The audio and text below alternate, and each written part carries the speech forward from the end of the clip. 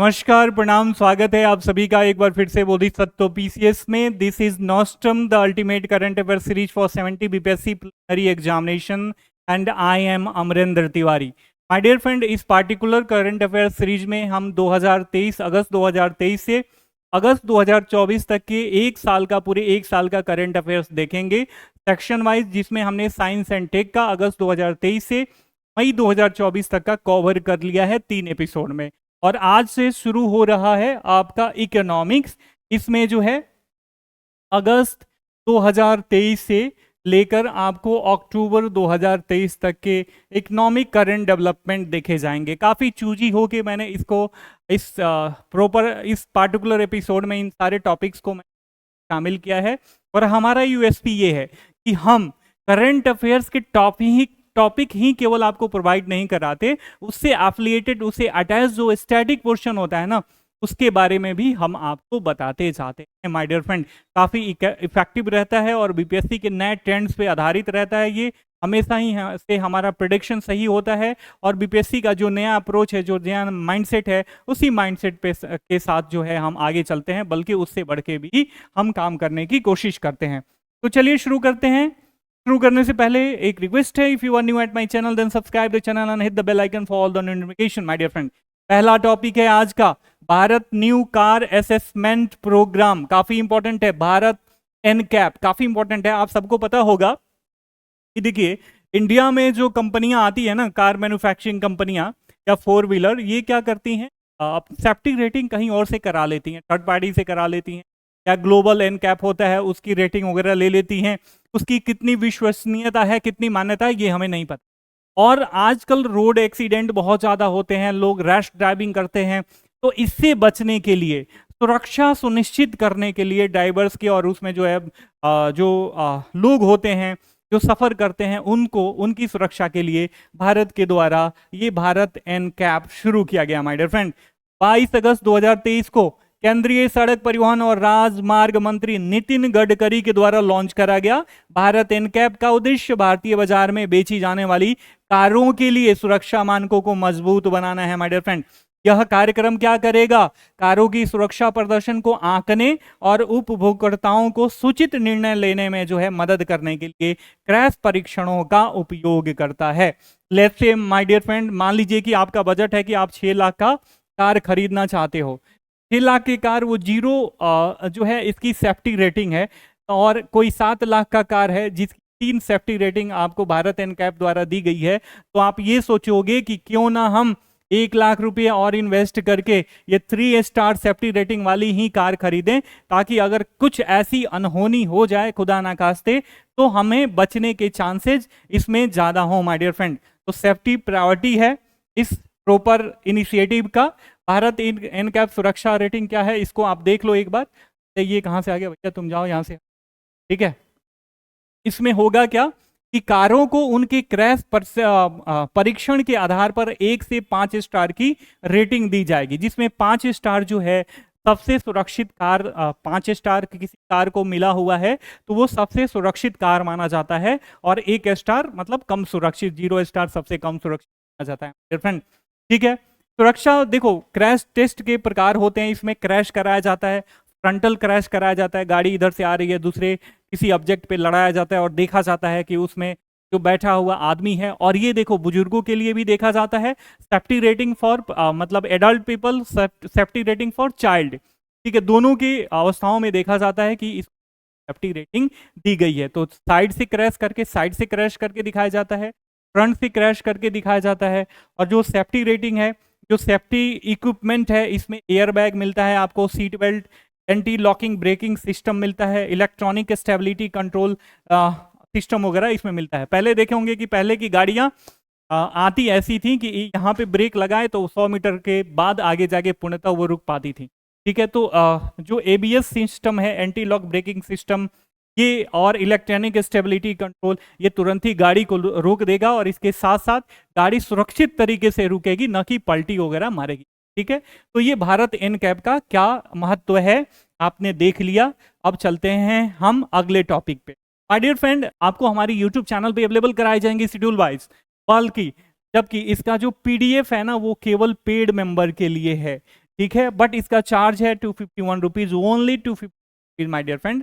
तो if you want to be the paid member of our this initiative, then you can call and WhatsApp on 97-170-5805। इस पे call करके WhatsApp करके हमसे जुड़ के आप अपने प्रिपरेशन का पेस और स्टैंडर्ड दोनों मेंटेन करते हुए आप इजीली बीपीएससी का संधान कर सकते हो माय डियर फ्रेंड। ये हो गया हमारा प्रमोशन। अगला टॉपिक है फ्रिक्शनलेस क्रेडिट। देखो जो ये फ्रिक्शनलेस क्रेडिट है ना, मैं हमेशा कहता हूं अपने स्टूडेंट को, कोई भी टॉपिक पढ़ो ना, थोड़े से ठहराव के साथ पढ़ने की कोशिश करो, एक्टिव लर्निंग करो, अपना दिमाग लगाओ माय डियर फ्रेंड। बहुत बच्चे क्या करेंगे कि हाँ भैया फ्रिक्शनलेस क्रेडिट है, इसमें क्या होता है ये पढ़ लेंगे, लेकिन अपने से दिमाग लगाओगे, इस पार्टिकुलर शब्द को, शब्दांश को, वाक्यांश को तोड़ने की कोशिश करोगे, तो फ्रिक्शनलेस का मतलब घर्षण रहित। क्रेडिट मतलब पहले जहां पे क्रेडिट उठाने में, पैसा वैसा उठाने में, लोन लेने में बहुत ज्यादा आपको कागजी कार्रवाइयां करनी पड़ती थी, अब वो नहीं करनी पड़ेगी, कम करनी पड़ेगी। आरबीआई के द्वारा शुरू करा गया है अगस्त 2023 से। एमपीसी की बैठक में, मॉनेटरी पॉलिसी कमेटी की बैठक के पश्चात ये प्रस्तुत किया गया, और फ्रिक्शनलेस क्रेडिट सहज एवं तीव्र सुविधाओं को प्रदान करने हेतु क्या है, ये लक्षित है माय डियर फ्रेंड। हियर जो स्टैटिक पॉइंट है, मौद्रिक नीति समिति, ये क्या होती है? देखिए मॉनेटरी पॉलिसी होती है और एक फिजिकल पॉलिसी होती है, राजकोषीय नीति।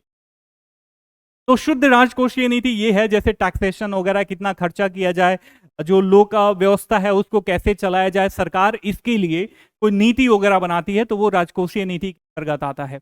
इसके साथ साथ मॉनेटरी पॉलिसी में इन्फ्लेशन को कैसे सेट करना है, ब्याज दर कैसे करना है, ये आरबीआई का जो पहले काम था, इसको मॉनेटरी पॉलिसी कहा जाता था। आरबीआई ही सब कुछ डिसाइड करती थी कि कितना रेपो रेट रहेगा, कितना रिवर्स रेपो रेट रहेगा, लेकिन बाद में 2016 में जो है ये सा परिवर्तन किया गया, इसे मॉडिफाई किया गया, और ये कहा गया कि आरबीआई को सरकार की भी बात माननी है माय डियर फ्रेंड।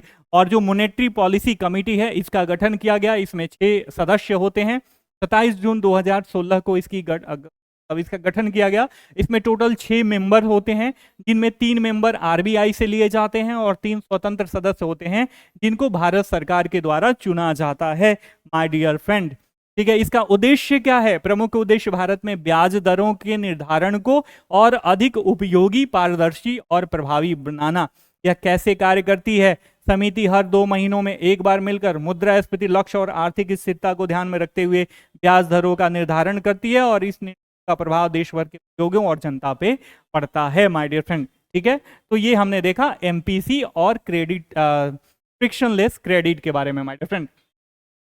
हमारा अगला topic again quite important, Likaru Migla Fukche सड़क नई ऊंचाई की ओर। देखो हुआ क्या है कि बीआरओ ने, बॉर्डर रोड ऑर्गेनाइजेशन, जो भी बॉर्डर की सड़कें होती हैं, इंफ्रास्ट्रक्चर होता है, अमूमन इनके द्वारा डेवलप किया जाता है। तो लद्दाख में विश्व की सर्वोच्च मोटर योग्य सड़क का निर्माण इन्होंने करना शुरू कर दिया माय डियर फ्रेंड।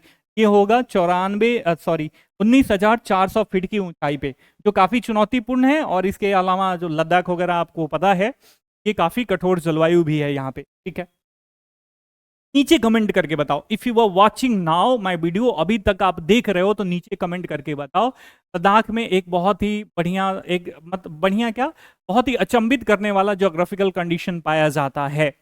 ठीक है, उसका नाम क्या है? देखता हूं आप कितना गेस कर पाते हो, नीचे कमेंट करके बताओ इस वीडियो के कमेंट।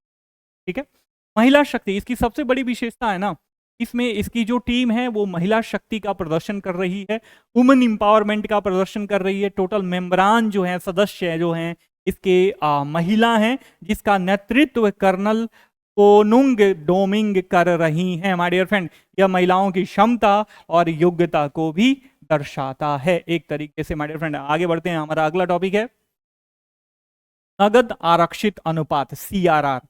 देखो उस समय सीआरआर और एसएलआर वगैरह हमेशा जो है चर्चा में बना रहता है माय डियर फ्रेंड। तो सीआरआर स्टैटिक पॉइंट है रिलेटेड विथ इकोनॉमिक्स, तो आपको पता होना चाहिए सीआरआर क्या है। Cash reserve ratio, CRR. देखो सीआरआर और एसएलआर में एक सबसे बड़ा डिफरेंस है, जहां बच्चे जो हैं मैक्सिमम कंफ्यूज हो जाते हैं। क्या हो जाते हैं? मैक्सिमम कंफ्यूज हो जाते हैं। अभी मैं बताऊंगा, पहले देख लेते हैं सीआरआर। सीआरआर क्या है? Cash reserve ratio. इसमें आरबीआई के द्वारा गाइडलाइन दी जाती है बैंकों को कि भैया देखो, जो भी तुम्हारी जमा राशि है ना, और कुछ अन्य देयताएं हैं, जो भी लायबिलिटीज वगैरह है, एक निश्चित अनुपात के बराबर इसकी तो लिक्विड कैश है ना, उसको उठा के हमारे पास रखो। और ये कैश कितना है? टाइम नेट डिमांड और टाइम लायबिलिटी का 5% है, जो आरबीआई के पास रखना होता है। ठीक है, तो सीआरआर कहां पे रखा जाता है?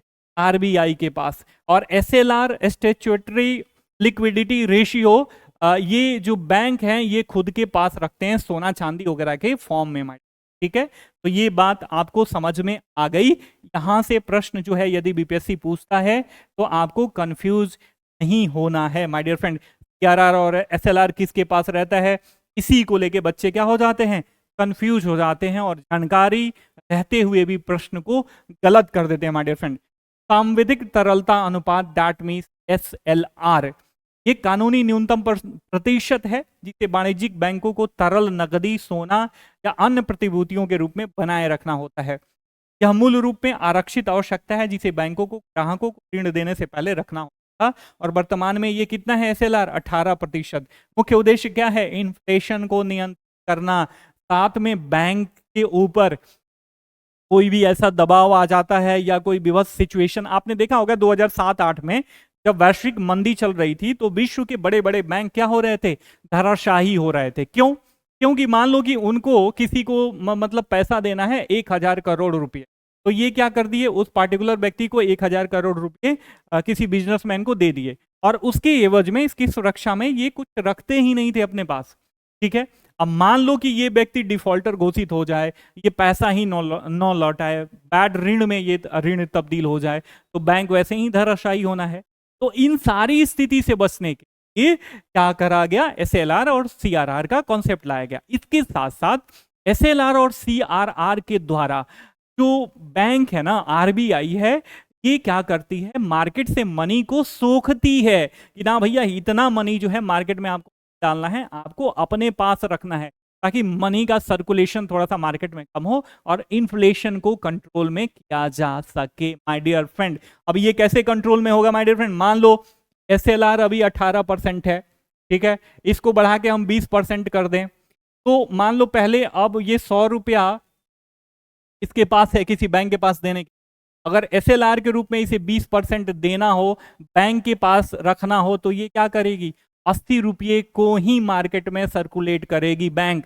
ठीक है, वहीं इसका मतलब मार्केट में कम पैसा सर्कुलेशन होगा, इन्फ्लेशन कम रहेगा।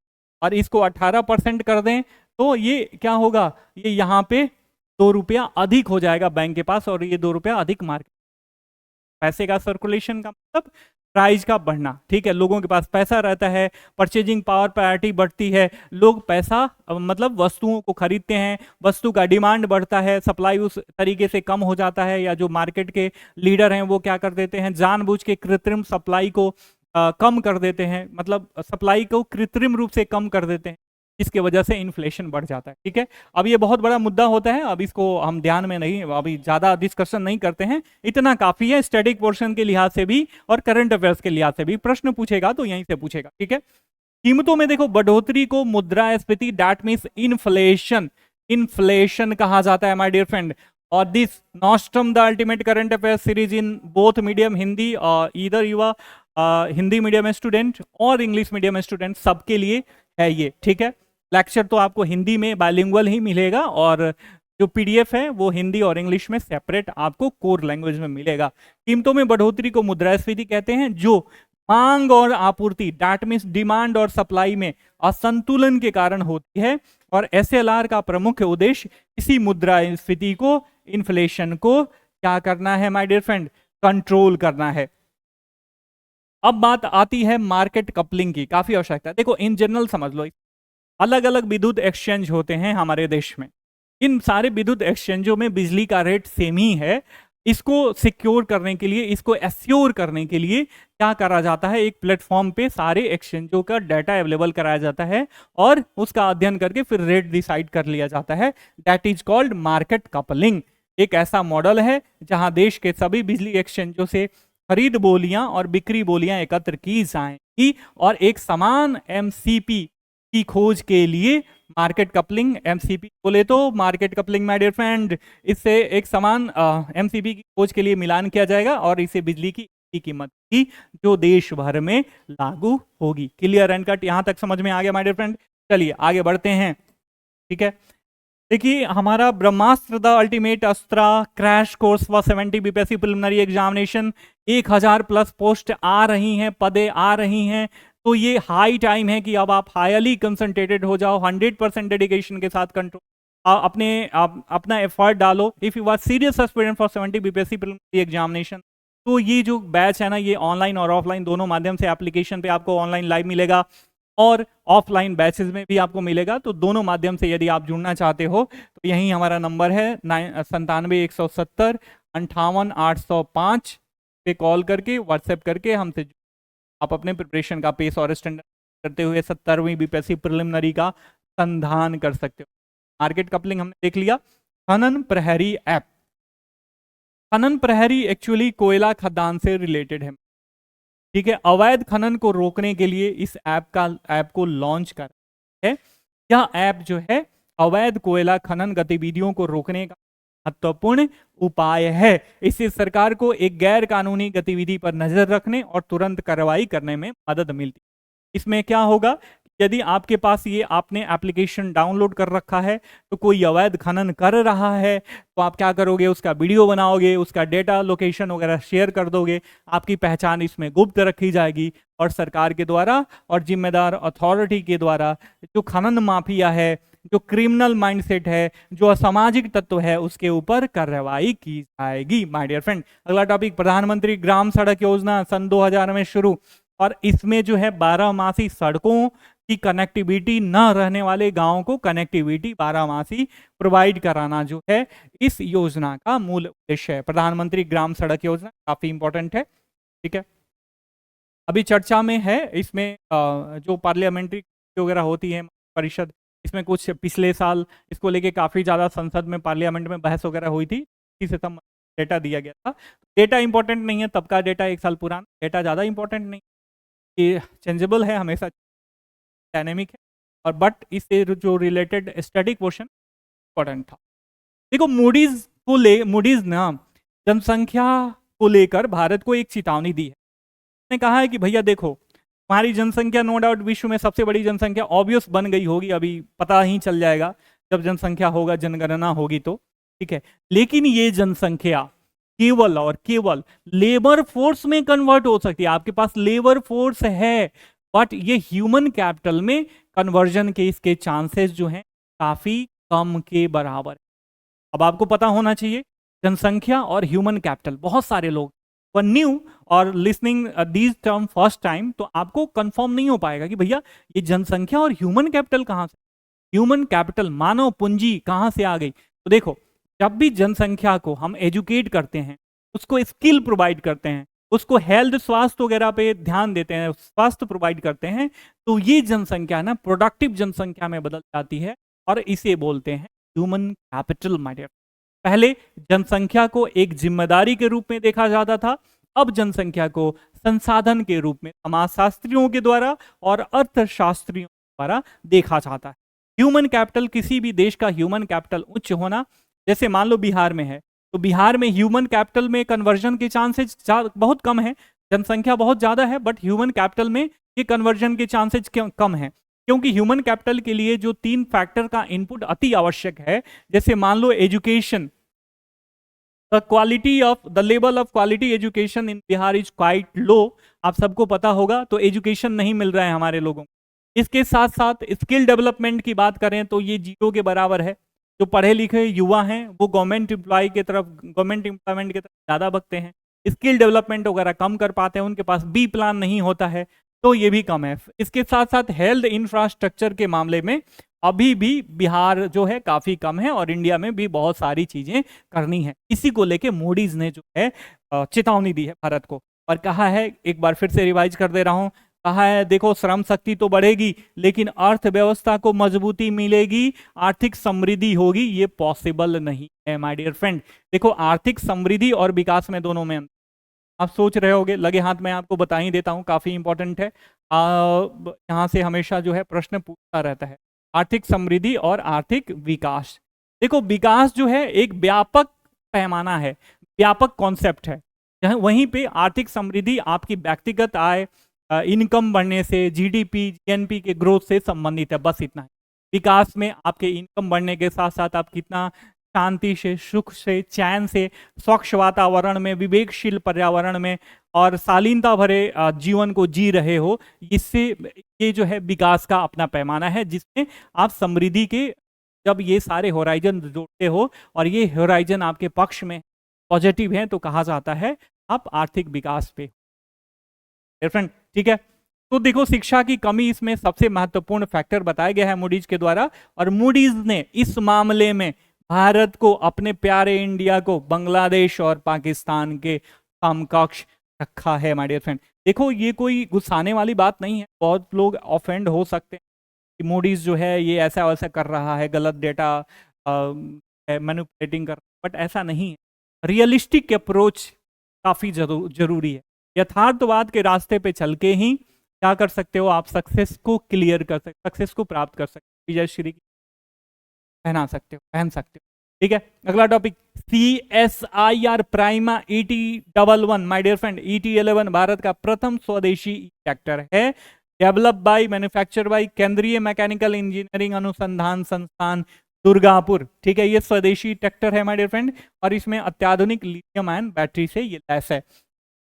ये आपके खेत की जुताई भी करेगा, साथ में पॉलीसेट भी नलकूप वगैरह चलाएगा, इसके साथ साथ धान की कुटाई, पिसाई, जो भी अलग से मशीन है लगा के आप कर सकते हो, जो भी अमूमन किसानों के द्वारा किया जाता है घरेलू उपयोग के लिए माय डियर। ठीक है, आगे बढ़ते हैं, अगला topic, Basel 3 capital framework, quite important my dear friend, quite important. देखिए, बेसल 3 जो है एक अंतरराष्ट्रीय बैंकिंग समूह है।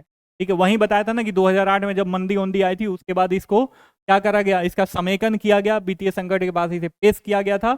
और ये है कि वित्तीय संकट की स्थिति में बैंकों की क्षमता में सुधार करना और उनकी पारदर्शिता और प्रकटीकरण को मजबूत करना, इसका क्या है, अल्टीमेट गोल है। ठीक है, क्या इसमें बताया गया है कि बेसल 3 के तहत आरबीआई ने अप्रैल 2024 से 9% की पर्याप्तता अनुपात कैपिटल एडिक्वेसी को बनाए रखना अनिवार्य कर दिया है, और ये क्या होगा, इससे बैंक के संकट के समय अधिक लचीलापन प्राप्त होगा।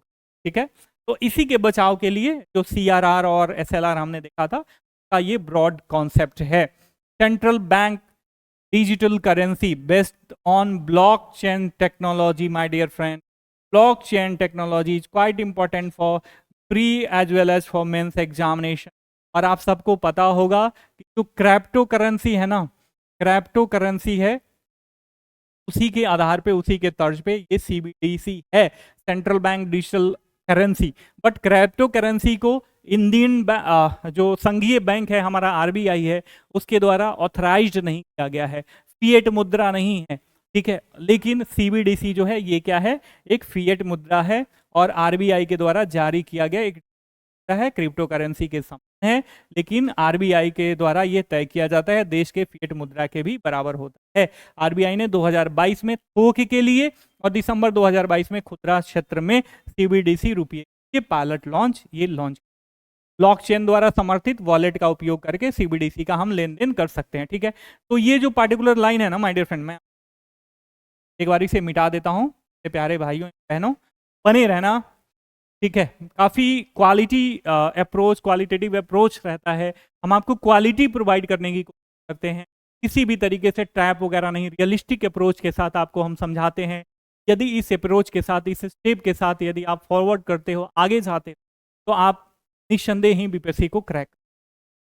Central bank digital currency CBDC किसी देश के नहीं, ये तो फिर से, हाँ मैं ये बताना चाह रहा था कि RBI ने नवंबर 2022 में थोक के लिए CBDC लॉन्च, CBDC कब, नवंबर 2022, लेकिन दिसंबर 2022 में ये खुदरा क्षेत्र के लिए लॉन्च करा। ठीक है, तो ये ध्यान में रखना, BPSC अगर गेम है तो यहां से भी गेम खेल सकती है आपसे। तो आपका दुश्मन कितना स्मार्ट है इसकी समझ आपको होनी चाहिए। ठीक है, उससे ज्यादा आप स्मार्ट बनोगे तभी दुश्मनों को हरा पाओगे। उद्यमों का वर्गीकरण देखो, MSME मिला है बिहार को और ये काफ़ी इंपॉर्टेंट है कि आपको पता होना चाहिए कि किस आधार पे हम सूक्ष्म या लघु या मध्यम उद्योग का बंटवारा करते हैं। तो ये इनपुट और टर्नओवर की बात करते हैं। सूक्ष्म की बात करें तो प्लांट मशीनरीकरण में निवेश आपका 1 करोड़ रुपया से कम होंगे और वार्षिक टर्नओवर जो है आपका 5 करोड़ रुपया से कम होना चाहिए माय डियर फ्रेंड। वहीं लघु उद्योग की बात करें तो 10 करोड़ रुपये से कम होना चाहिए आपका इनपुट इन मशीन और उपकरण, जबकि वार्षिक टर्नओवर 50 करोड़ रुपये से अधिक नहीं होना चाहिए। वहीं मध्यम उद्योग की बात करें, मशीनरी या उपकरण में निवेश 50 करोड़ रुपये से कम और वार्षिक टर्नओवर जो है आपका 250 करोड़ से कम होना चाहिए डियर फ्रेंड। ठीक है, आगे बढ़ते हैं। हमारा अगला टॉपिक है मिथुन को फूड एनिमल का दर्जा दिया गया है। मिथुन एक पार्टिकुलर पशु है जो क्या के टाइप का है। ठीक है, फोटो लगाना भूल गया, लगाना चाहिए था। यह अरुणाचल, नेट पे सर्च मार ले, यह अरुणाचल प्रदेश और नागालैंड का राजकीय पशु भी है। लेकिन हाल ही में FSSAI ने अरुणाचल प्रदेश, नागालैंड और मणिपुर में का जो ये मूल निवासी है मिथुन, जिसका साइंटिफिक नेम है बोस फ्रंटलिस, को खाद्य पशु के रूप में आधिकारिक मान्यता दे दी है माय डियर फ्रेंड। यह म्यांमार और भूटान के कुछ ही पाया जाता है। दैट मीन्स आप को खा सकते हो। ठीक है, आगे बढ़ते हैं। हमारा अगला टॉपिक है प्रधानमंत्री उज्ज्वला योजना। हमेशा न्यूज में बना रहता है। प्रधानमंत्री उज्ज्वला योजना कब शुरू हुआ था? 2016 में। ठीक है, ध्यान में रखना। यह योजना पेट्रोलियम और प्राकृतिक गैस मंत्रालय के द्वारा लागू करी गई थी। ठीक है, इसका उद्देश्य क्या है? गरीब परिवारों की महिलाओं को मुफ्त में LPG कनेक्शन। हाँ मेरे प्यारे बच्चों, केंद्रीय मंत्रिमंडल ने 2023-24 से 2025-26 तक के 3 वर्षों में 75 लाख नए LPG कनेक्शन वितरित करने का फैसला किया था। और these facts are quite important for pre as well as for mains examination. तो whatever you are learning for pre examination, consider it in your subconscious mind that you are going to utilize such gather facts and figure for your mains examination। तो इससे होता क्या है कि आपका subconscious mind आपको push करेगा कि ऑलरेडी आपने क्रैक कर लिया, और इस माइंडसेट के साथ पढ़ोगे ना तो ये विनिंग माइंडसेट है। कभी भी युद्ध को मैदान में जीतने से पहले आपने दिमाग में जीत, आपका दिमाग जितना स्ट्रांग रहेगा, आप जितना मतलब आपकी साइकोलॉजी काफी ज्यादा इंपॉर्टेंट करती है किसी भी एंडेवर में। 80% साइकोलॉजी का योगदान होता है, 20% स्किल का योगदान होता है। ठीक है, तो इस बात को आप ध्यान में, हाँ ठीक है। आगे बढ़ते हैं। हमारा अगला टॉपिक है एंजल टैक्स। होता क्या है कि देखो, जो भी स्टार्टअप कंपनी ये किसी से अपने बिजनेस को बढ़ाने के लिए, मान लीजिए अपने घर के लोग से या किसी पैसा वगैरह लेती है, मान लीजिए ए से, और इसके बदले में ये इसको शेयर जारी कर देती है। क्या करती है? शेयर जारी कर देती है। ठीक है, और ये क्या होता है कि ये शेयर जो है मार्केट वैल्यू से बहुत ज्यादा होता है। तो उसी मार्केट वैल्यू को, जो मार्केट प्राइस है ना, वो जो एक्स्ट्रा है इस शेयर के मूल्य में से घटा के जो एक्स्ट्रा इनकम होता है ना इन कंपनियों को, उसी पे जो टैक्स लगाया जाता है वो है angel tax my dear friend. काफी इंपॉर्टेंट है और कई बार पेपर में पूछ चुका है, चाहे आप यूपीएससी की बात करें, यूपीपीसीएस की बात करें। देखो, हमारा स्टूडेंट बहुत खुश हो रहे थे कि सर आपने ज्योग्राफी में जो भी पढ़ाया था यूपीएससी में हूबहू आया है। तो हमारा अप्रोच काफी साइंटिफिक होता है। एनसीईआरटी को बेस मान के पढ़ाते हैं, एग्जाम ओरिएंटेड पढ़ाते हैं, रिजल्ट ओरिएंटेड पढ़ाते हैं। तो हमारा अप्रोच यही होता है। हमसे पढ़ोगे तो आपको कॉन्फिडेंस आ ही जाएगा धीरे। ठीक है, अगला हमारा टॉपिक है किसान क्रेडिट कार्ड। काफी इंपॉर्टेंट है, चर्चा में बना रहता है और कन्वेंशनल टॉपिक है, स्टैटिक टॉपिक है। यहाँ से प्रश्न पूछा जाता है। 1998 में शुरू किया गया था। किसके लिए? किसानों की ऋण आवश्यकताओं। क्या ये किसान जो है केसीसी के द्वारा ऋण लेके अपनी बिटिया की ब्याह कर पाए, अपने बच्चे को पढ़ा पाएंगे? नहीं, इसका जो मुख्य उद्देश्य है कृषि संबंधी खर्चों की पूर्ति करना। ठीक है, पर्याप्त समय पर ऋण की सुविधा प्रदान करना, साथ ही आकस्मिक खर्चा होता है उसके अलावा सहायक कार्यकलाप संबंधित खर्चों की है केसीसी। ठीक है, तो एग्रीकल्चर और एलाइड दिक्कतें होती हैं, आर्थिक प्रतिपूर्ति इससे की जाती है। मोस्ट फेवर्ड नेशन का दर्जा जो है WTO है। मान लीजिए कोई देश किसी देश को मोस्ट फेवर्ड नेशन का देता है तो वो व्यापार में कोई भेदभाव वगैरह है मैडम। ठीक है, आगे बढ़ते हैं। हमारा अगला टॉपिक है UDGAM portal, unclaimed deposit gateway to access information, जो एक ऑनलाइन पोर्टल है जिस RBI के द्वारा इसे विकसित किया गया है। यह पोर्टल ऐसा है कि पंजीकृत उपयोगकर्ताएं जो भी हैं एक केंद्रीकृत सेंट्रलाइज तरीके से एक ही स्थान पर बैंकों में बिना दावा किए गए जमा खाता की जानकारी खोजने का सुगम पोर्टल प्रदान करता है। ठीक है, हमारा अगला टॉपिक है व्हाइट गुड्स। देखो व्हाइट गुड्स ना एक्चुअली इलेक्ट्रिक को कहते हैं, जैसे टीवी हो गया, फ्रिज हो गया, वॉशिंग मशीन हो गया। कन्वेंशनली ये व्हाइट कलर में ही बनते थे, अब तो डिफरेंट कलर में आने लगे, इसलिए इनको व्हाइट गुड्स का नाम दिया गया है माय डियर फ्रेंड। ठीक है, इसको ध्यान में रखना। ये टिकाऊ वस्तुएं होती हैं और घर के लिए, जैसे गैस चूल्हा, refrigerator, freezer, washing machine, tumble dryer, dish washer, air condition, these all are white goods. ठीक है, नीचे कमेंट करके बताओ ब्राउन वुड्स गुड्स किसे बोलते हैं। देश का पहला क्षेत्रीय रैपिड ट्रांजिट सिस्टम लॉन्च करा गया है 20 अक्टूबर 2023 को यूपी के साहिबाबाद में द्वारा, और देश का पहला ये क्षेत्रीय रैपिड ट्रांजिट सिस्टम है। और आरआरटीएस के तहत ना चलने वाली जो पहली रैपिड रेल है, इसका नाम रखा गया है नमो भारत। नमो भारत के नाम से जाना जाएगा। नई रेल आधारित प्रणाली है, सेमी हाई स्पीड लगभग 180 किलोमीटर गति के साथ ये करेगी, और हाई फ्रीक्वेंसी 15 मिनट में इंटरसिटी आवागमन वाली कंप्यूटर ट्रांजिट प्रणाली है। पहले इसमें जो कुल तैयार किए जाएंगे एनसीआर में, क्षेत्रीय रैपिड ट्रांजिट सिस्टम के तहत 8 आरआरटीएस कॉरिडोर की पहचान करी गई है, जिसमें से 3 कॉरिडोर को प्रथम चरण में लागू करने की प्राथमिकता दी है। जिसमें पहला जो है वो कलर चेंज कर देते हैं ताकि आपको ना थोड़ा सा ऐसी ना लगे, Delhi Ghaziabad Meerut corridor, Delhi Gurugram SNB Alwar corridor और दिल्ली पानीपत कॉरिडोर में शामिल हैं। ठीक है, तो ये ध्यान में रखना। आगे टॉपिक है मेरे प्यारे बच्चों, 16वां अर्बन मोबिलिटी इंडिया सम्मेलन और एक्सपो 27 से 29 अक्टूबर 2023 तक नई दिल्ली में आयोजित किया गया। थीम क्या था इसका? एकीकृत एवं लोचशील शहरी परिवहन से संबंधित ये थीम था। तो सम्मेलन कहाँ किया गया? नई दिल्ली में। थीम क्या था ये भी, पाम ऑयल उत्पादन में वर्ष 2030 तक 3 गुना करने का लक्ष्य रखा गया। आपको पता होना चाहिए कि राष्ट्रीय खाद्य तेल पाम ऑयल मिशन के तहत 2030 तक केंद्र सरकार का लक्ष्य है जो घरेलू पाम ऑयल के उत्पादन को, जो अभी 0.35 मिलियन टन है, इसको बढ़ा के 1 मिलियन टन करना है। आपको पता होना चाहिए कि देश के कुल वनस्पति तेल के आयात में पाम ऑयल की हिस्सेदारी लगभग 59% के बराबर है। मेरे प्यारे मित्रों, भारत मुख्य रूप से इंडोनेशिया, मलेशिया और थाईलैंड से पाम ऑयल का निर्यात करता है। ठीक है, आगे बढ़ते हैं। उष्णकटिबंधीय देशों में पाए जाते हैं ये पाम ट्री, और इसी के फल से पाम ऑयल निकाला जाता है। भारत जापान कोष का शुभारंभ 600 मिलियन डॉलर साइज का होगा। गवर्नमेंट ऑफ इंडिया और राष्ट्रीय निवेश और संरचना कोष इंडिया का और Japan bank for international cooperation के सहयोग से विकसित किया गया है। ठीक है, और ये इन्वेस्टमेंट और किसी प्लान में यहाँ से पैसा लिया जा सकता है। लचीली कृषि खाद्य प्रणाली पर सम्मेलन, लचीली रेजिलियंट एग्रीकल्चर की बात करी जा रही है। 9 अक्टूबर 2023 को मध्य दिल्ली में आयोजित किया गया, और विषय वस्तु अनुसंधान से प्रभाव तक उचित और लचीली खाद्य प्रणालियों की ओर, from research to impact toward just and resilient agri food system. लचीली कृषि, लचीलेपन का अर्थ है कि किसी भी तरीके का जो नकारात्मक झटका होता है जलवायु परिवर्तन, उससे जो है कृषि का प्रभाव, उसका प्रभाव जो है कृषि पर ज्यादा न पड़े। ठीक है, तो ये हो गया हमारा खाद्य प्रणाली। तो ये था हमारा अंतिम टॉपिक इस पार्टिकुलर एपिसोड का। आई होप कि आपको वीडियो का प्रेजेंटेशन और कंटेंट काफ़ी अच्छे लगे होंगे। जो भी मैं कन्वे करने की कोशिश करा आप तक बड़ी आसानी से पहुंचा होगा।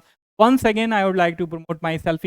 If you want to be the paid member of this Nostam the ultimate current affair series for 70 BPSC preliminary examination, कि मात्र 251 रुपये में आपको मिल रहा है।